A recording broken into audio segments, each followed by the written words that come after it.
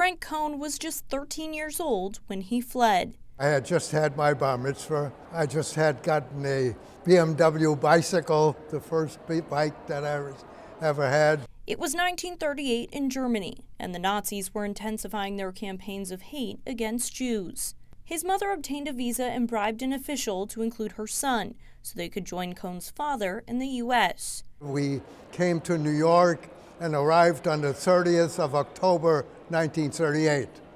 On the 9th of November, 1938, was Crystal Night. Cohn watched the horrors of Nazism unfold from an ocean away. 5 years after fleeing Germany, Cohn was drafted to fight in World War II, taking his citizenship oath during basic training. I'm a survivor as well as a liberator. Nearly a dozen members of Cohn's extended family died in the Holocaust. Now, just months away from his 99th birthday, Cohn volunteers at the U.S. Holocaust Memorial Museum in Washington, where he shares his stories with visitors. That made me volunteer in all aspects of fighting the Holocaust. And the best way I can do it is tell my story. Luigi Toscano, a photographer and documentarian, took Cohn's portrait for an ambitious Holocaust remembrance project entitled Lest We Forget. 15, 20 pictures, and I'm sure that there are 3 pictures that are really good. Toscano has traveled the world to photograph survivors, amplifying and preserving their stories of tragedy and triumph.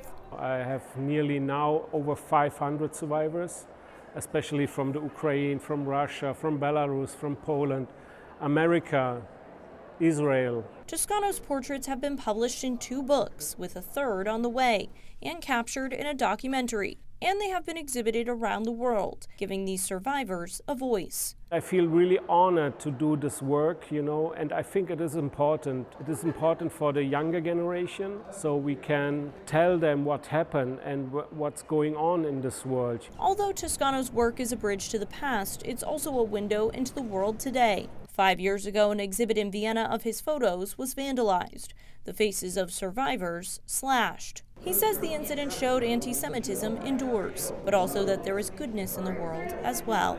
After that, what happened, young people came to my exhibition and they start to repair the pictures, With the war between Hamas and Israel triggering a new wave of anti-Semitic attacks, Toscano is continuing with the Lest We Forget project and working on another, visiting Israel to document the aftermath of the October 7th attack by Hamas that killed more than 1,200 people.